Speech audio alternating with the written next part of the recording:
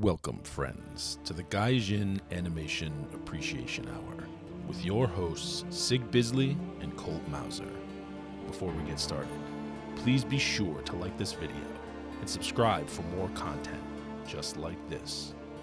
Now, let the animation appreciation commence.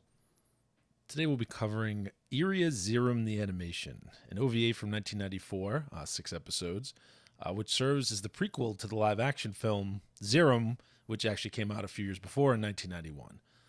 The director is Tetsuro Amino. He's done quite a bit of stuff. He directed Broken Blade, Macross 7, some SD Gundam OVAs, a couple of Lupin specials, some of the episodes of Leisner. He also has done a lot of storyboard work, Dirty Pair, Go Shogun, and a bunch of other stuff. So fairly prolific. Animation studio is Ashi Productions. What else have they done? So they actually did Go Shogun, as I just said. Baldios, Dan Kuga, Machine Robo, Revenge of Kronos, otherwise known as GoBots. Macross 7, Blue Seed, the original Vampire Hunter D. Nice. And most recently, they actually did Cutie Honey Universe a couple years ago. Oh, yeah. I So they seem to work on a lot of that classic mecha stuff and Go Nagai stuff. So. And as I said, it's the prequel to the ZEIRAM movie, which was directed by Keita Amamiya, and he's known for creating Garo. He actually worked on Kamen Rider Black, Black RX, J, and ZO, so a lot of Kamen Rider stuff in the late 80s, early 90s. And he also directed Mechanical Violator Hokkaido. Oh, yeah. Another classic that we're going to have to cover at some point, despite the definitely. fact that it is, filthy live action, I just want to watch it again. So good. Anyway, so what the heck goes on in IRIA ZEIRAM the Animation? So like I said, it's a prequel to the tokusatsu movie, and it's about a girl named IRIA in the title, right? Who's starts off as an apprentice or rookie bounty hunter, becomes a full-fledged bounty hunter. They're more the bounty hunters, though. They're almost like cops. Yeah, there's a little bit of Judge Dredd stuff going on there, that's what they made it seem but they like take anyway. jobs, so it's not quite the same. Although They're like hired security. she does a lot. Yeah, they work for a security firm, but they do a lot of stuff that they definitely should get arrested for, and she's wanted at some point, but then nothing ever happens. So I get the impression that corporations kind of run the show, and they're working for the security They're company. like private cops for corporations. Yeah, they're like above the law a bit. So anyway, so her and her brother Glenn, when it starts off, and a rival bounty hunter, whatever you want to call him, named Fujikuro, are all going to go take this job. And then, well, Fujikuro is trying to stop him, and then he's going to try to steal the job, but he fails at that. And so Glenn and IRIA and actually their friend Bob go to this it's not an abandoned space station, but it's a space station. It's something's going on there, something bad has happened there, something fishy about the job from the start. And when they get there, they find there's corpses all over the station. It's a mess. It's not a good scene. And they run into the legendary space monster ZEIRAM, who once again is a Lord Hazanko looking dude with the super wide. It looks like he's got a big hat, but it's not really a hat. And, it looks like he's wearing the straw shoulder cape thing that they used to wear back in the day in Japan. Yeah, it's very all the designs very Chinese, like Hong Kong. Yeah, there's a couple classic Japanese looking designs, but there's a lot of, you're right, there's a lot of Chinese, more Chinese inspired, more mainland inspired designs. That other going planet on. was Indian too. Like they were all wearing turbans and stuff. Yeah, there's definitely an element of the actual, Asian continent influence, rather than just, the islands of Japan. So it's good to see. I mean, you don't see it as much anymore. But I don't know. Maybe I'm misstating there. Maybe it's shown. But regardless, so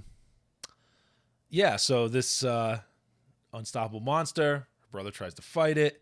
The thing's got some shape-shifting abilities. It's got a creepy, looks like a Tentacle no mask, and it comes out of its head. Yeah, it's real creepy, and they're trying to kill it, and then station blows up, brother goes missing, IRIA escapes, Bob escapes, but he's mortally Messed up. wounded, and the series continues from there. I don't want to go over the whole thing.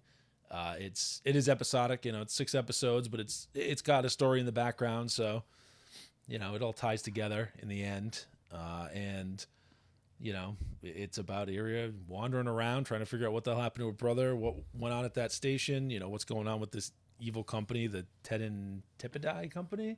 Yep. And then trying to stop ZEIRAM because, of course, a monster that cool isn't going to just be in the first episode and never show up again. It's immortal. Well, yeah. It's allegedly immortal. Who knows? Listen, he's billed as immortal.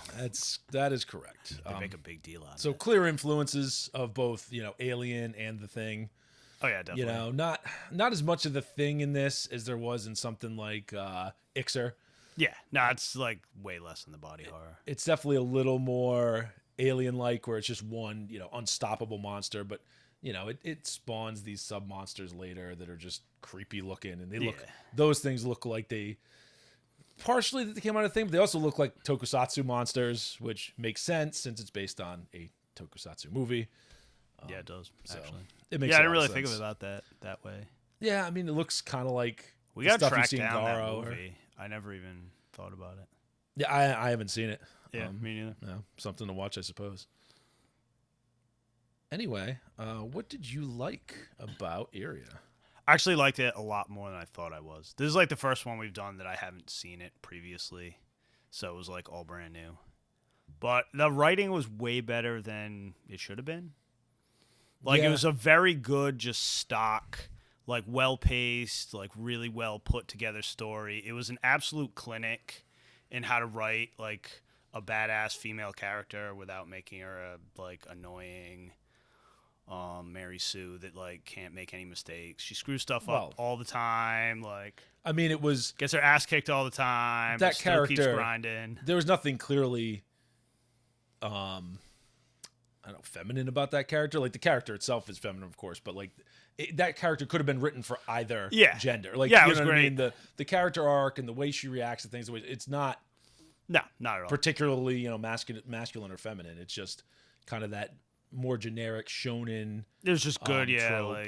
Stock shonen writing.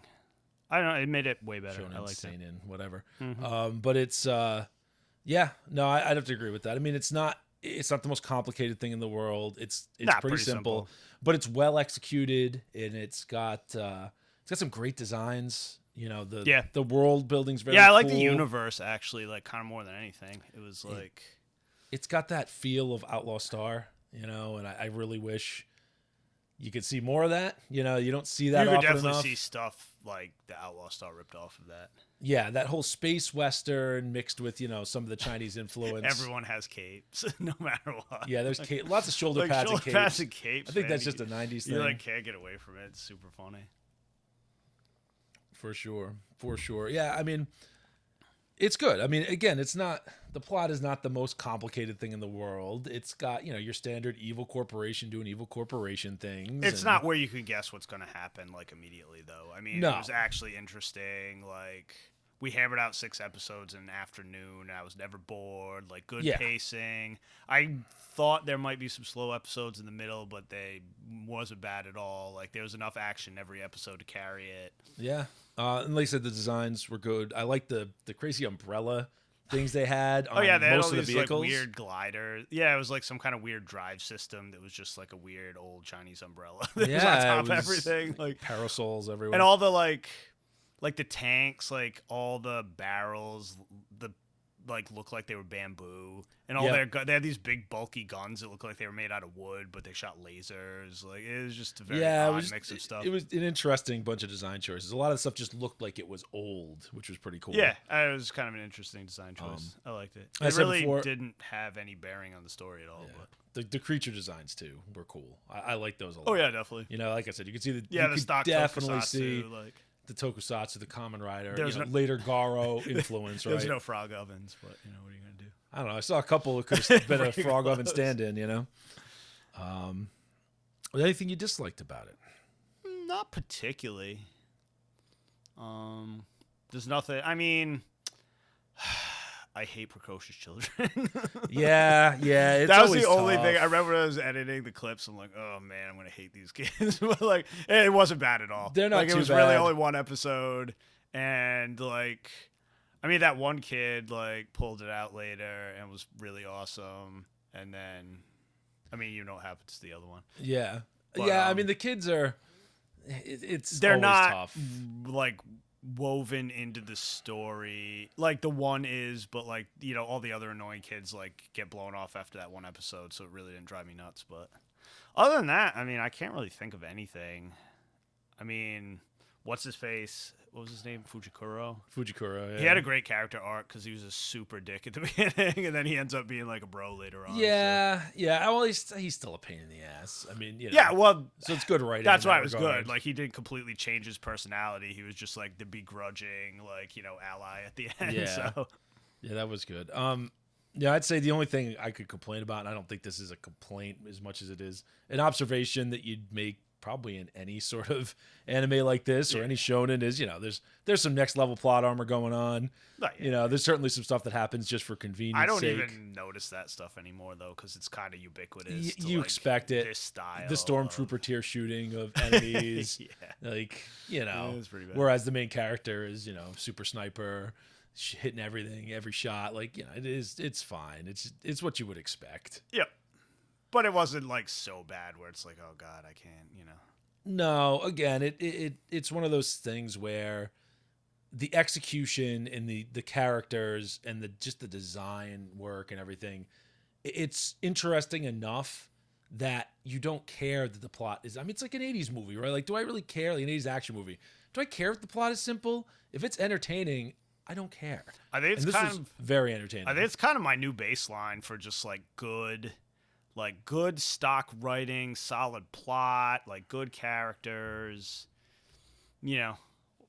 And yeah, very, very entertaining. For just a 6 That's episode kinda the only thing series, that matters. Yeah. really solid. Just really solid.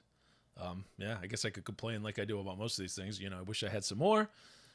It's an interesting universe. It doesn't even, you know, you wouldn't even have to do a sequel with the same characters. Just more stuff in that universe. Yeah, I know, it's kind of a waste of like a really cool like world, and the cool teleporting thing, and those like wacky like crystal looking shields and stuff. Like, it just had a lot of cool stuff. Where like, yeah, you go into space in your convertible speeder, but it forms like a crystal looking shield dome over it, so it's you all don't like die. angular. It's not round. Yeah, it was just cool. So very interesting. Yeah, worth a watch for sure. You know, I'd say verdict on this is watch it. Just definitely watch it. Go out of your way and watch I it. mean, you'll kill it in an afternoon. It's the 6 episodes, but I mean, they're only like 22 minutes or something. Yeah, once you take out the opening and the ending. So a couple hours, solid entertainment. I'm sold. Yeah, I'd say definitely seek it out, check it out. And, I actually think wasn't this streaming on Amazon? I believe it is at the moment. Yeah, I think it is. So I mean, that's an easy one to find. Yeah, check it out. Well, that's all for today, everyone. We'd like to thank all of you for tuning into another episode of the Gaijin Animation Appreciation Hour. Please remember to like and subscribe, and may your entertainment be always, well, entertaining.